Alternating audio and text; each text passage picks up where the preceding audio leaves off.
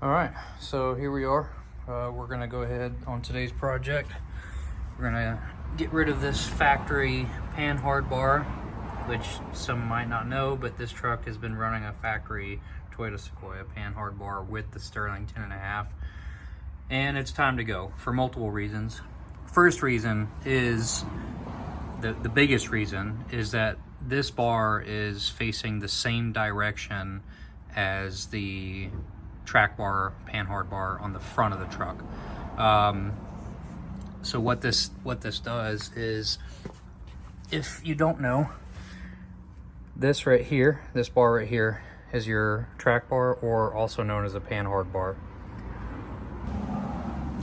All right, and what it does is it keeps the body and the axle centered like that.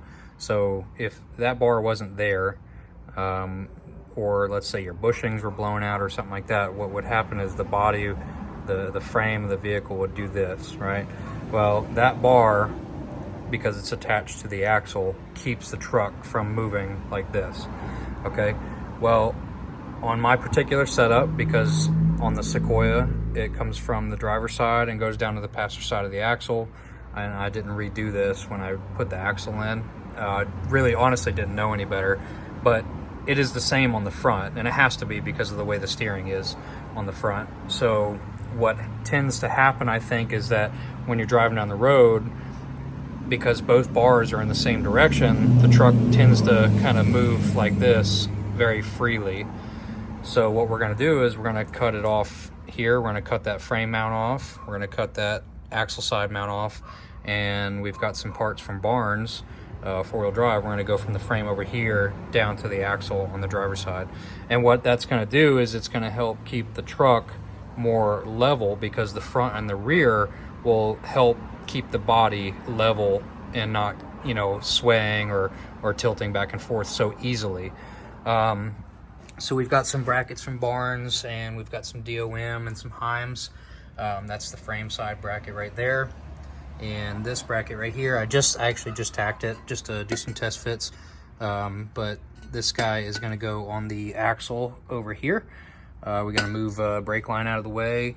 And what I would like to do is, I'm gonna probably tack both of these to the frame, measure for the Panhard, and cut the Panhard, the new DOM for the Panhard bar, and just get it all ready to go. And then I'll take this off and then cut this stuff up and then finish weld everything once everything's ready to go. So we're gonna get started on that, and I'll try and record and film some bits and pieces of the progress as we're going along here.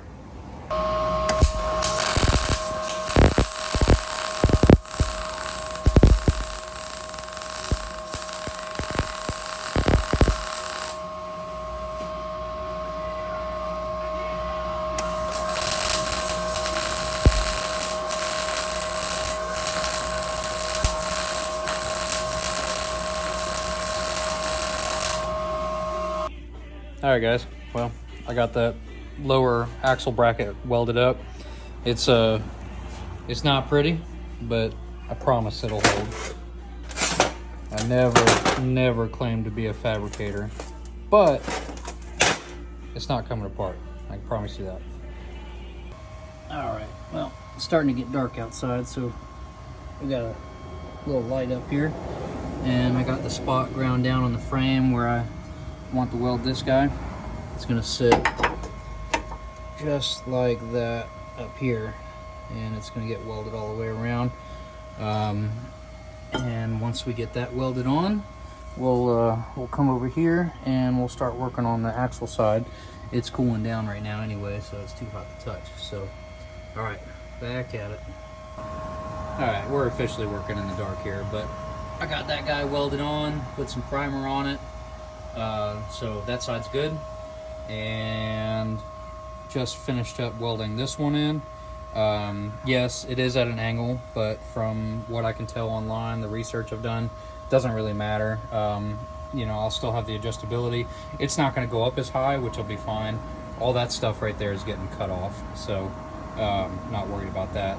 But what's kind of funny is that, you know, I still have the stock one in place, and it's working out pretty good because I think I'm going to be able to do this without taking the stock one off until I'm completely done, which is kind of nice because if I unbolt the stock one, I'll have to probably use some like ratchet straps or something like that to keep the truck straight with the axle, keep it in line. But it'll be kind of nice. I'm using it basically to keep everything in line, and I'll build the new track bar or Panhard bar, whatever you would like to call it, and actually bolt it in place and basically adjust it to length to where it is now. And then I'll unbolt the other one and the stock one, cut that off, and I'll clean it all up later. But it's getting dark, so I want to get all this bolted up and get the other one out. So but it's going pretty good so far. I got that finished welded, and I'm going to put some primer on it and then start building the actual bar itself. All right, it's still dark outside, but we're done with building the new track bar setup, and now we can go ahead and cut off the old stuff, and the truck will stay exactly where it's at, which is kind of nice. This didn't require any extra work, just to build it while it was in place, so that's the only reason I did that. I'm gonna go ahead and unbolt the bar now, the old one, and cut off the bracket on the axle, cut off the bracket up here, and call it a night. But pretty happy with it. Let's see here. There you go. Pretty happy with it right now. Looking pretty good. All right, here it is.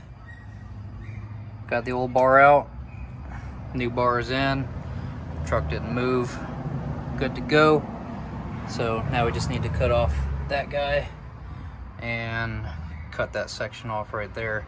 Not sure exactly how much I'm gonna cut off today. I need to be able to drive this thing, so I'm gonna go ahead and just cut off what I need to for now, and I'll probably figure out how to clean it up later. So anyway, that's the plan for now. All right, officially done for tonight. There's lots of, clean up to do, but it's cut off, it's out of the way. This doesn't hurt the frame structure at all. That cross member is still there, and honestly, later on when I go 3-link, might have to modify it anyway, so it's no big deal. But that's done, I'm done, and we're wrapping it up for tonight. So thanks for watching. This we'll call a disaster, but it's done, so we're good to go.